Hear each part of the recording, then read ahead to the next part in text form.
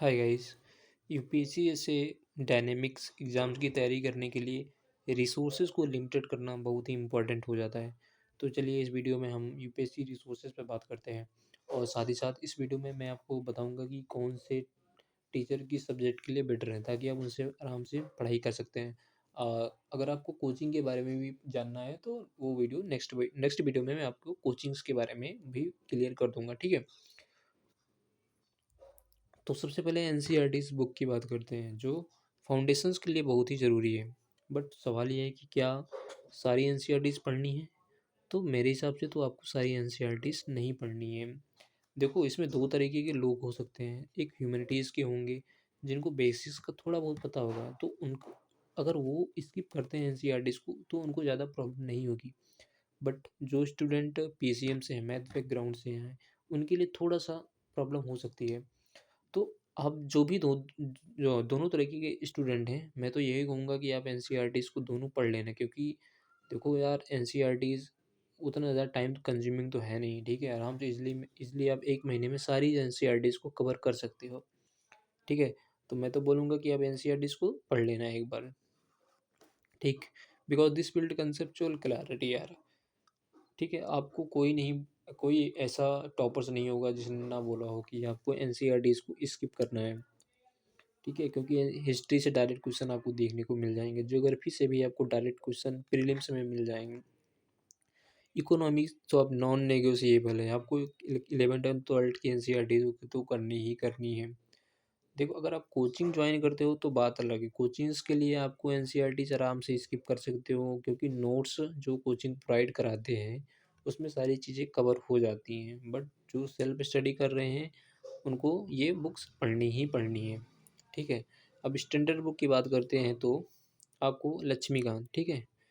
एक सेकेंड थोड़ा सा, हाँ। पॉलिटी के लिए आपको लक्ष्मीकांत पढ़ना ही पढ़ना है।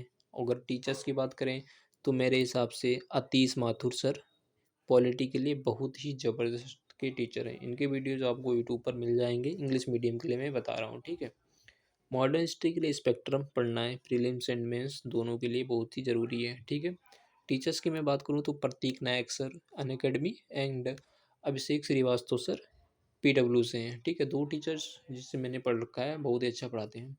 ज्योग्राफी के लिए एनसीईआरटी के लिए अलावा जीसी लियोन पढ़ना है आपको, बट कंप्लीट नहीं पढ़ना है जीसी लियोन, सेलेक्टिव टॉपिक्स को पढ़ना है, ठीक है। इकोनॉमी के लिए रमेश सिंह पढ़ना है। अगर आप कोचिंग्स नोट्स रेफर कर सकते हो तो वो भी बेटर है। इन्वायरमेंट के लिए शंकर आईएएस प्लस इसके साथ साथ आपको पीवाईक्यू प्लस करंट अफेयर्स, ये चीज़ नॉन नेगोशिएबल है, ठीक है। इतना तो आपको करना ही करना है। करंट अफेयर्स के लिए मैं तो बोलूँगा कि आप उस चीज़ को कभी मत पढ़ना जिसको आप रिवाइज ना कर सको। जैसे कि अगर आप हिंदू न्यूज़पेपर डेली पढ़ते हो, ठीक है, नोट्स बनाओगे तो बहुत ज़्यादा टाइम कंज्यूम होगा, ठीक है। तो मेरे हिसाब से आप करंट अफेयर्स के लिए सबसे अच्छा होगा मंथली मैगजीन्स, ठीक है, ठीक है, मंथली मैगजीन्स, ठीक। और इसके साथ वीकली आपको टेलीग्राम पे बहुत सारे रिसोर्सेज मिल जाएंगे जो वीकली प्रोवाइड कराते हैं करंट अफेयर्स, वो फॉलो कर लीजिएगा। बट आप ऐसा कोई भी रिसोर्सेज मत फॉलो करना जिसको आप रिवाइज ही ना कर सको।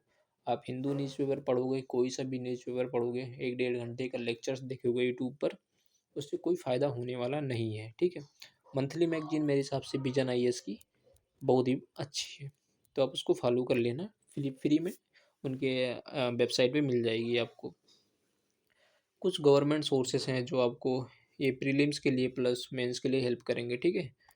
तो आप इसको देख लीजिएगा, स्क्रीनशॉट ले सकते हैं आप। ऑनलाइन प्लेटफॉर्म्स कुछ हैं, राजसभा टीवी सांसद, बट हमारे हिसाब से तो ये सब कोचिंग वाले कवर ही करा देते हैं। और ये मंथली मैगजीन में सारा कुछ डिबेट्स वगैरह कवर हो जाते हैं। पीआईबी वेबसाइट आपके लिए बहुत ही इंपॉर्टेंट होने वाली है, ठीक है। इतने सारे आपको रिसोर्सेज मैंने बता दिए हैं। और पीवाईक्यू तो मस्ट है, ठीक है। जैसे पीवाईक्यू आपको करना कैसे है मैं ये आपको बता देता हूँ कि जैसे कि मैंने अभी इंडस वैली सिविलाइजेशन, और एक सेकेंड, जैसे मैंने अभी इंडस वैली सिविलाइजेशन का टॉपिक कंप्लीट के लिए किया एंशियंट हिस्ट्री से, ठीक है।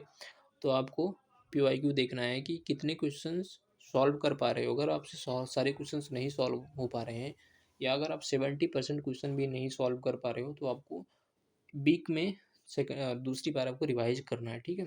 तो पीवाईक्यू से आपको डेप्थ पता चल जाएगी, ठीक है। क्वेश्चंस किस तरह से फ्रेम हो रहे हैं ये आपको पता चल जाएगा। तो प्रैक्टिस पीवाईक्यू का बहुत ही इंपॉर्टेंट है, ठीक है। डेली एमसीक्यू प्रैक्टिस कीजिए, और साथ ही साथ आपको मेंस का सिलेबस भी क्लियर होना चाहिए। जैसे मैंने अगर इंडस वैली सिविलाइजेशन पढ़ा, तो इससे क्वेश्चन किस तरह से फ्रेम हुए हैं मेंस में, ये देखना बहुत ही इंपॉर्टेंट हो जाता है, ठीक है। तो मैंने आपको इतने सारे बता दिए हैं।